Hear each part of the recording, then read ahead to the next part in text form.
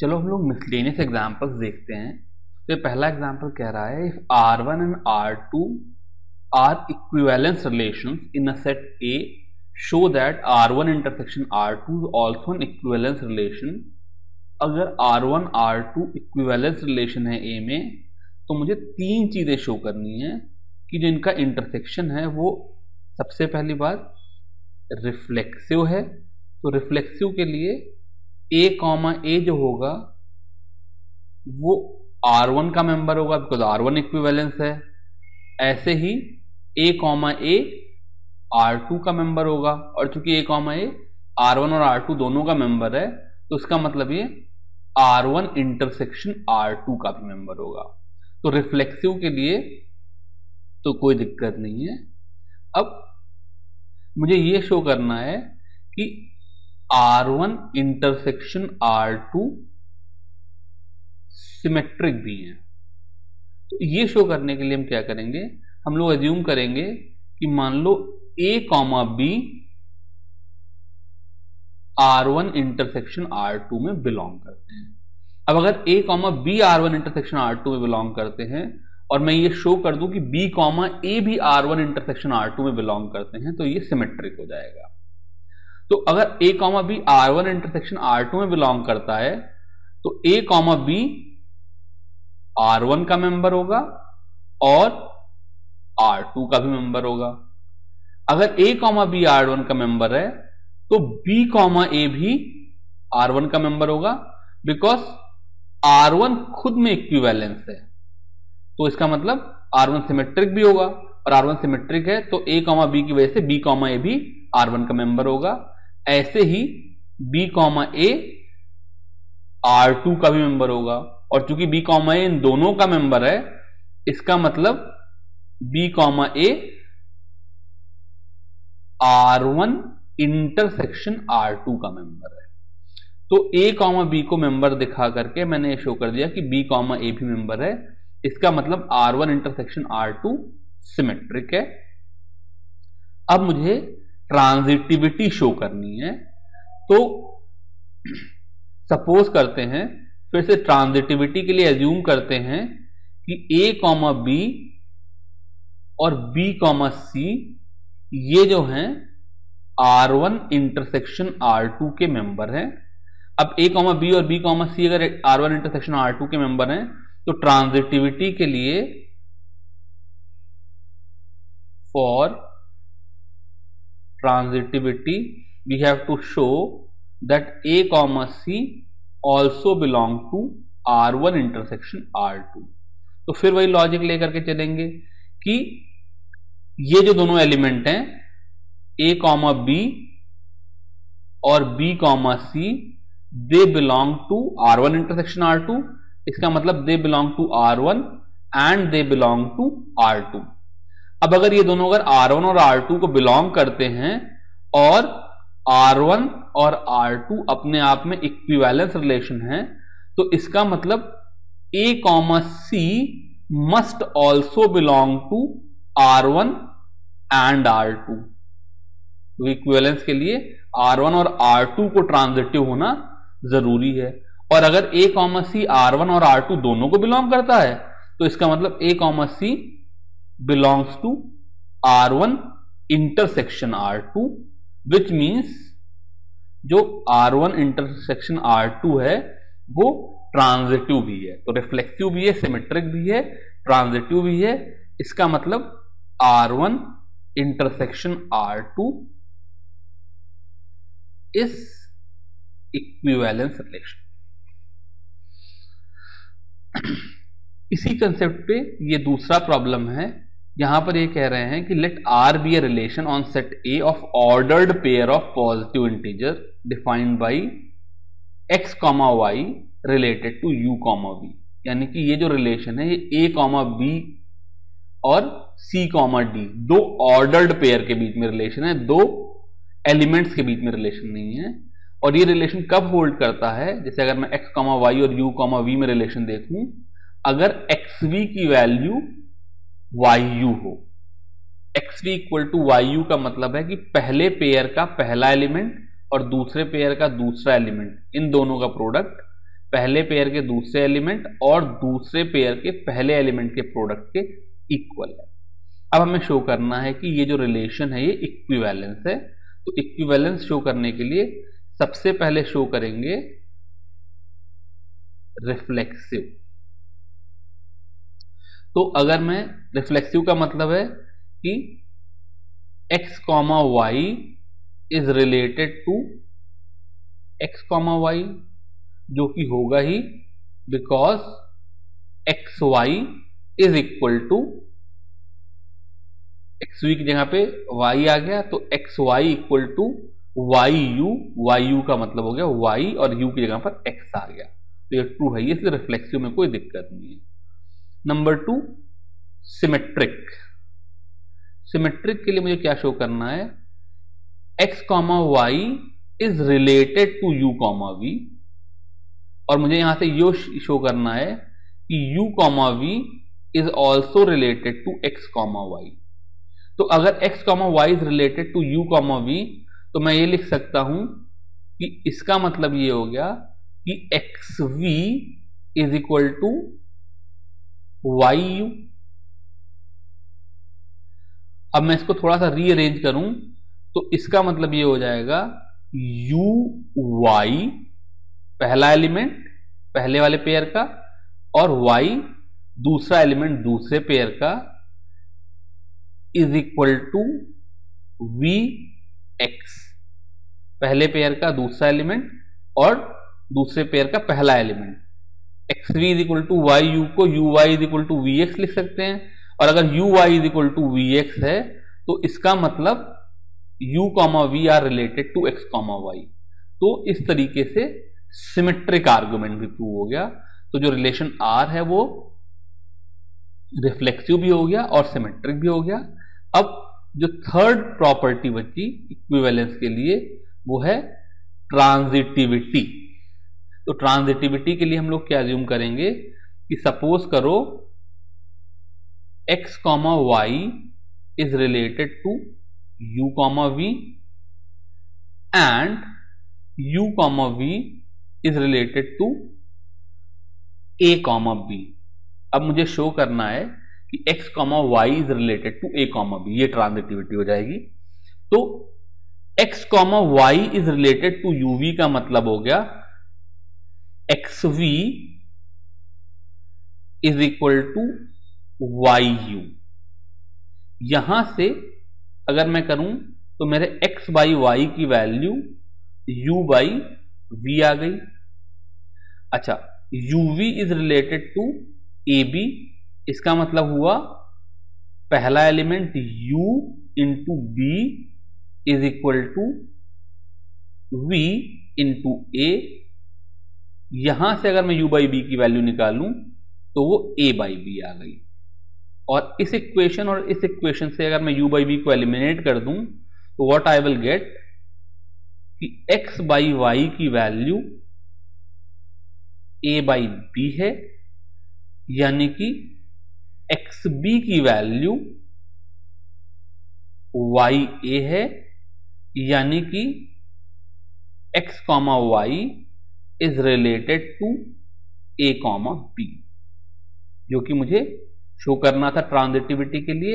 इसका मतलब ये रिलेशन ट्रांजिटिव है, और चूंकि ये रिफ्लेक्सिव भी है, सिमेट्रिक भी है, ट्रांजिटिव भी है, इसलिए R इज इक्विवेलेंस रिलेशन। अब ये अगला प्रॉब्लम देखिए। तो यहां पर ये कह रहे हैं let x be a set जिसमें 1 से लेकर के 9 तक के एलिमेंट दिए हुए हैं। Let R1 be a relation x by R1 is equal to x, y such that x minus y is divisible by 3। यानी कि R1 के जो नंबर्स हैं x और y वो ऐसे हैं कि उनका डिफरेंस 3 से डिविजिबल है। एंड R2 भी another relation on x given by R2 for x, y such that x, y जो सेट है it is a subset of 147 और it is a subset of 258 और it is a subset of 369। यानी कि R2 के हिसाब से XY या तो 1,4 हो सकता है, या 1,7 हो सकता है, या 4,7 हो सकता है, या 2,5 हो सकता है, 5,8 हो सकता है, 2,8 हो सकता है, 3,6 हो सकता है, इस तरीके से हो सकते हैं, पर ऐसा नहीं हो सकता कि यहां से 4 ले लूं, यहां से 5 ले लूं, ऐसी चीजें नहीं हो सकती है। हमें ये शो करना है कि R1 is equal to R। दो सेट की इक्वलिटी का जो बेसिक तरीका था प्रूव करने का, अगर आपको सेट्स का कॉन्सेप्ट याद हो, तो एक तो ये है कि मुझे ये शो करना पड़ेगा कि R1 is subset of R2 and R2 is a subset of R। ये दो चीजें अगर मैं प्रूव कर दूं तो सेट की इक्वलिटी प्रूव हो जाती है। सबसे पहले R1 is a subset of R2 देखते हैं। तो मान लेते हैं कि x, y belongs to R1। इसका मतलब x minus y is some 3k, यानी कि x माइनस वाई 3 से डिविजिबल है।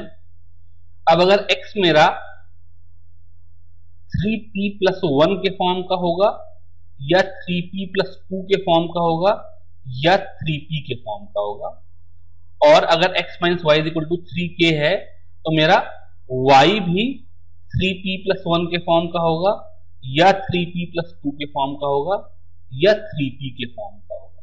तो अगर x और y दोनों ही 3p प्लस 1 के फॉर्म के हैं, इसका मतलब x, y is a subset of 1, 4, 7, because 1 से लेकर के 9 में यही 3 एलिमेंट है जो कि 3p प्लस 1 के फॉर्म के हैं।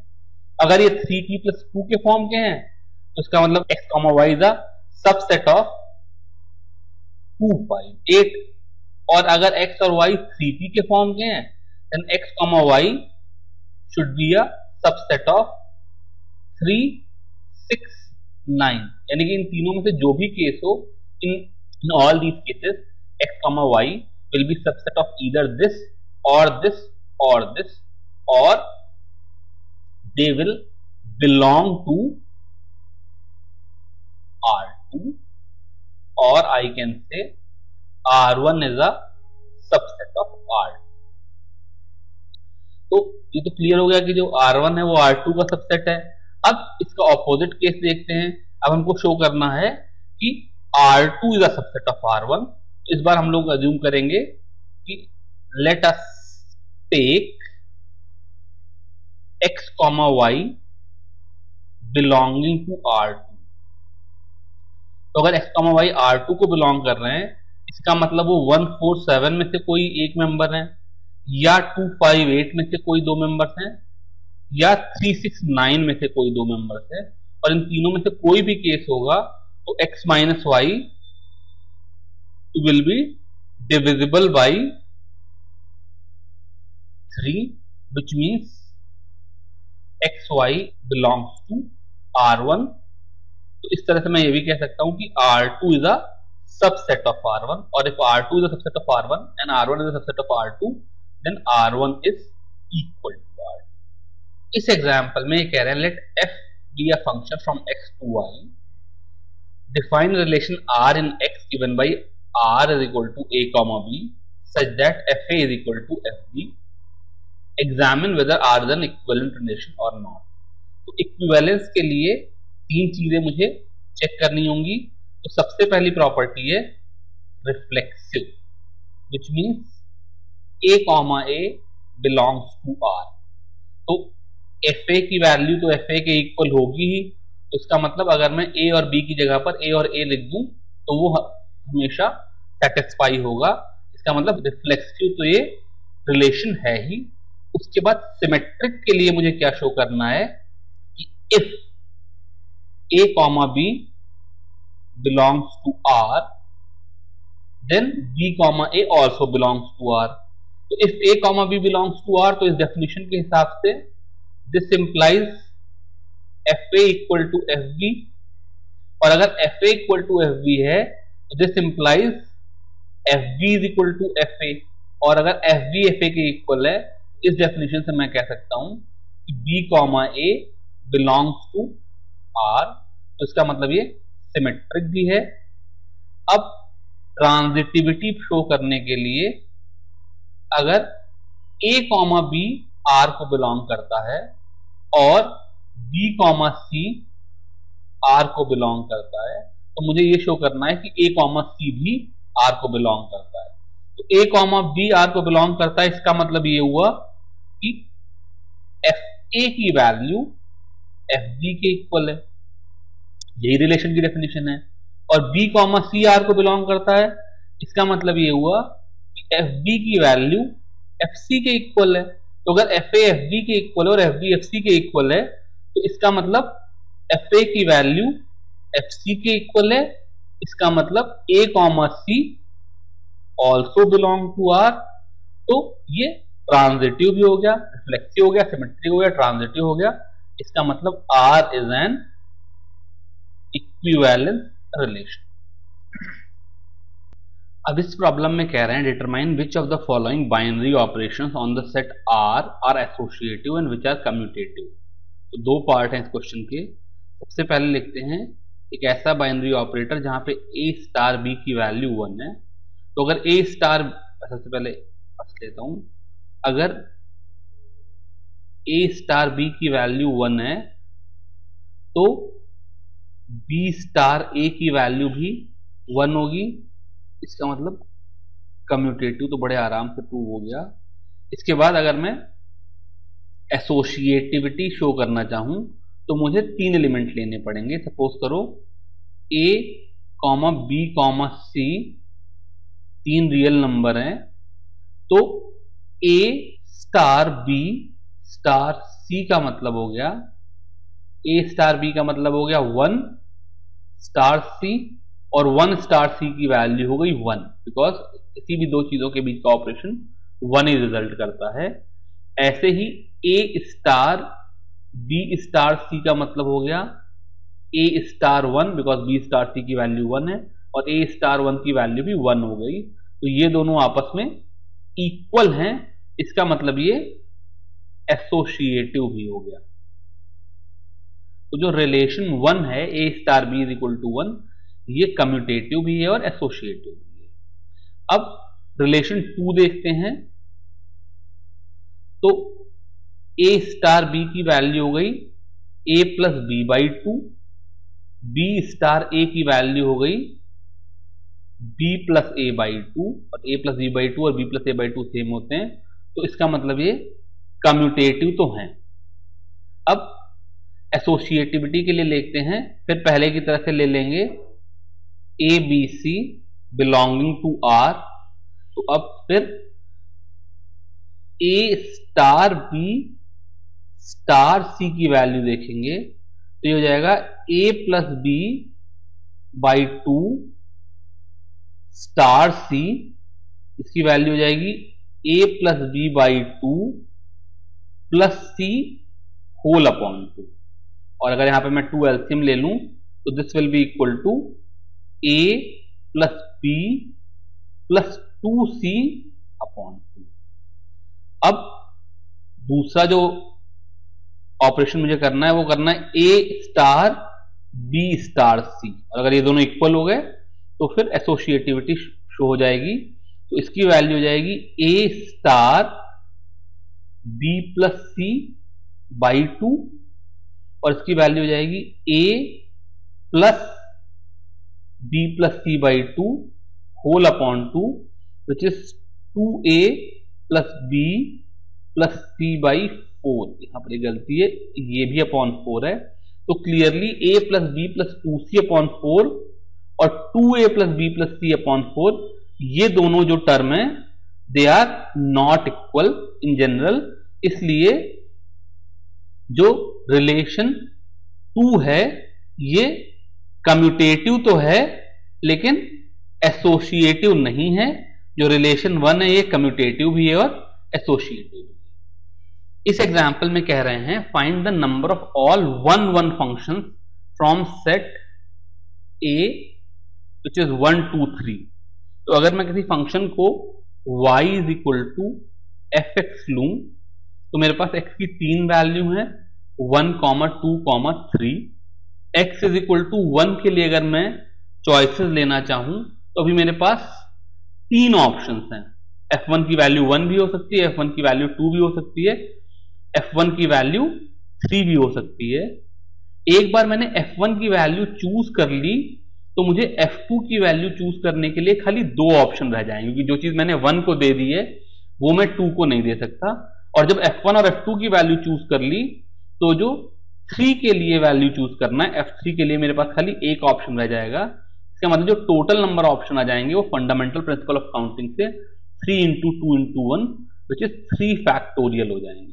इसका मतलब ऐसे 6 फंक्शंस हैं जो कि 1 2 3 पे डिफाइंड है और 1 1 है।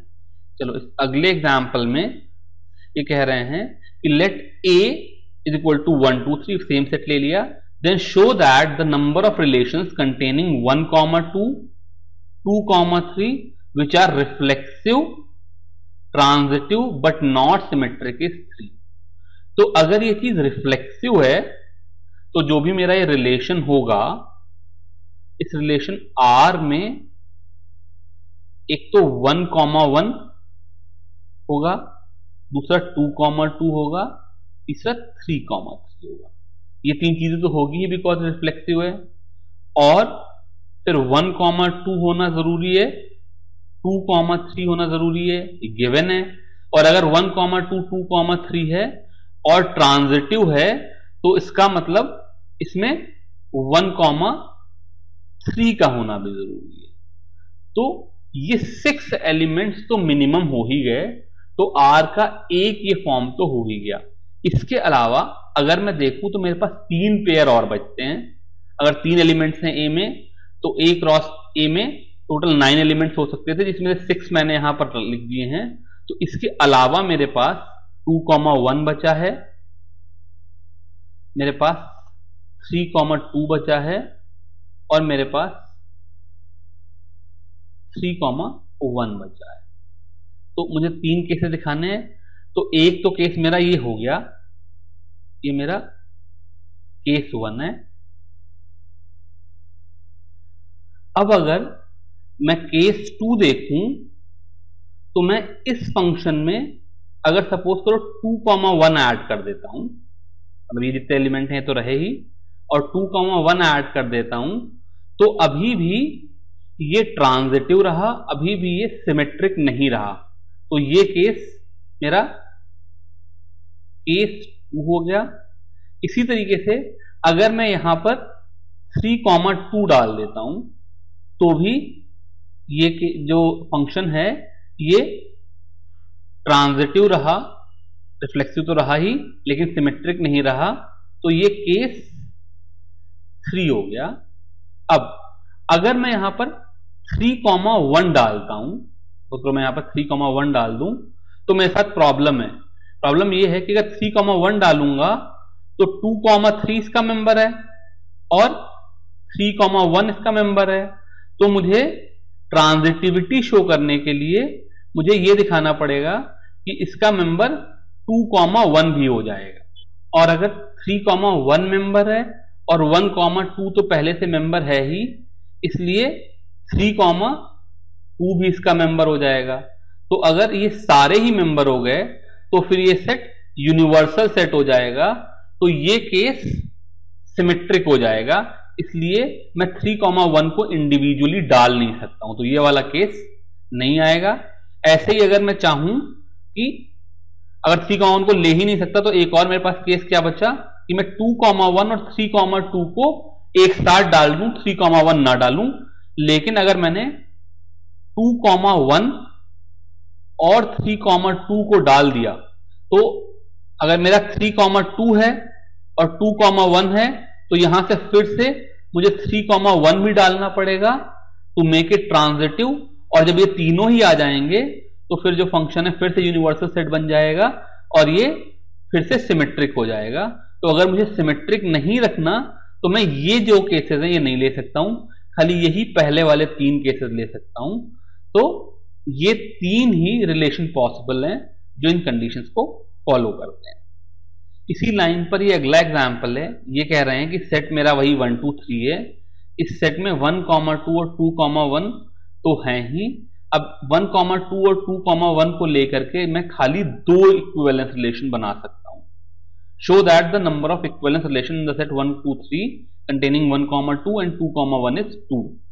तो देखो अगर मुझे इक्विवेलेंस रिलेशन बनाना है तो जो मेरा R होगा उसमें एक तो मेरा 1,1 होगा ही, 2,2 होगा और 3,3 होगा। ये तो रिफ्लेक्सिव की वजह से होंगे।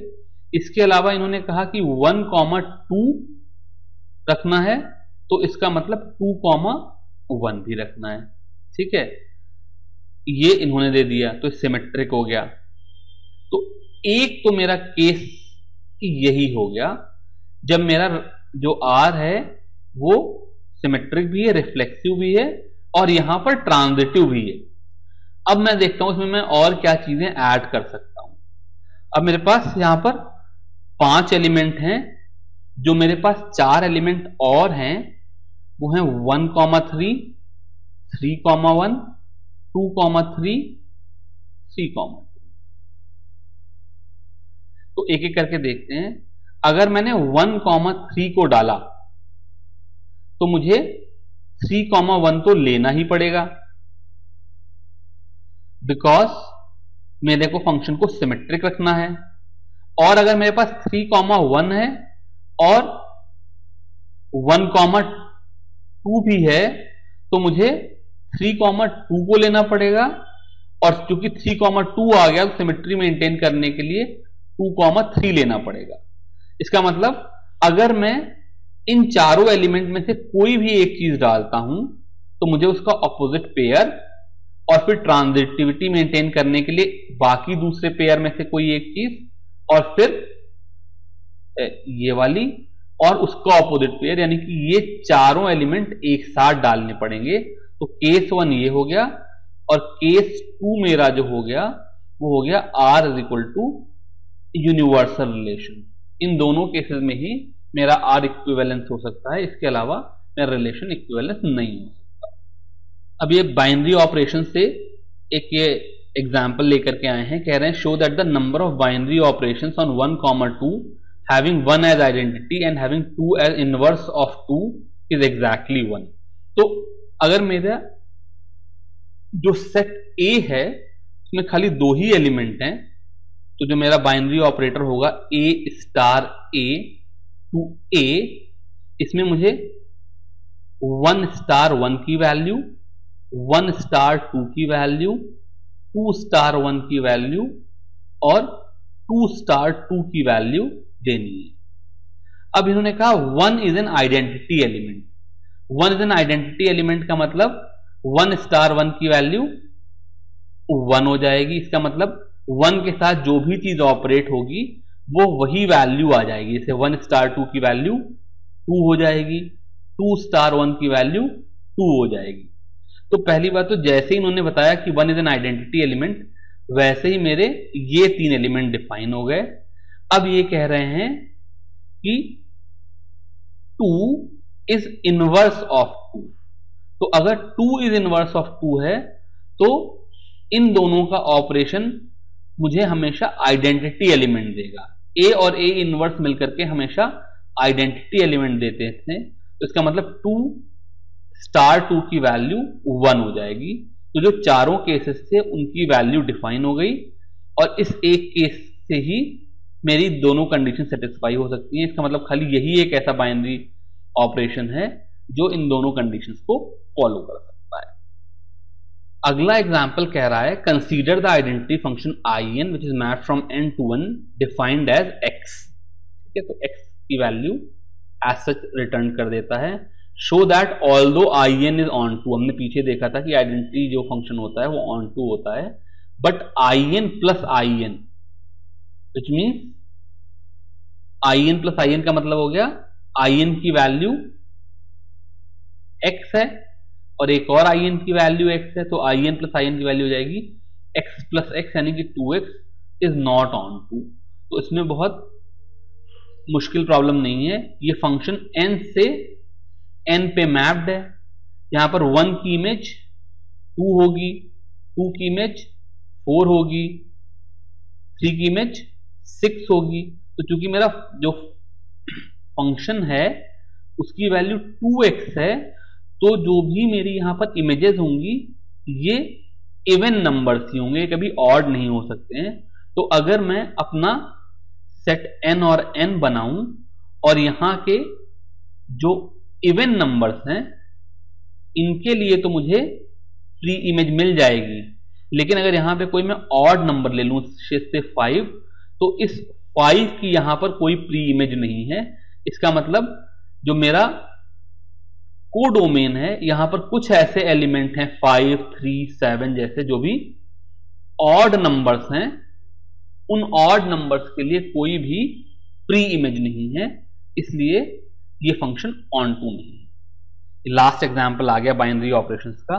ये कह रहे हैं consider a function f which is mapped from 0 to pi/2 to real number given by fx is sin x and g is 0 to pi/2, it is basically cos x, then show that f and g are 1 1 but f plus g is not 1 1। ठीक है, तो अगर मैं 0 से pi/2 के बीच में sin x को देखूं तो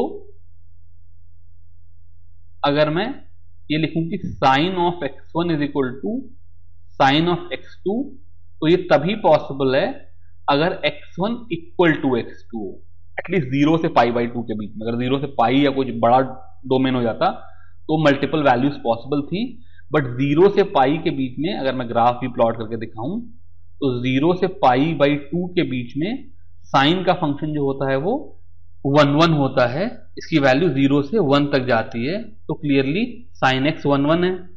ऐसे ही अगर मैं कॉस एक्स का ग्राफ बनाऊं, मैं साइन एक्स प्लॉट कर रहा था, ऐसे ही कॉस एक्स का ग्राफ बनाऊं तो 0 से pi/2 तक के बीच में इसकी वैल्यू 1 से pi/2 पे 0 हो जाती है। इसका मतलब अगर मैं कहूं कि cos of x1 is equal to cos of x2, तो 0 से pi/2 के बीच में x1 will be equal to x2।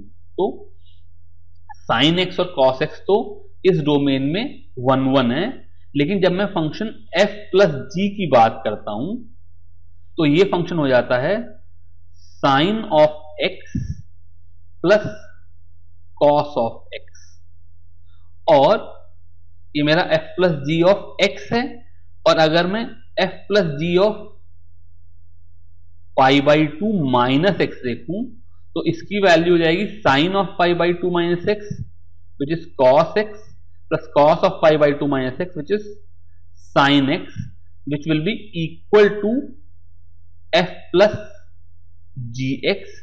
इसका मतलब अगर मैं इस फंक्शन को 0 पे देखूं और pi/2 पे देखूं, या pi/3 पे देखूं और pi/6 पे देखूं, तो इनकी सेम इमेज होंगी, एंड देयरफॉर जो f प्लस जी है वो 1 1 नहीं होगा।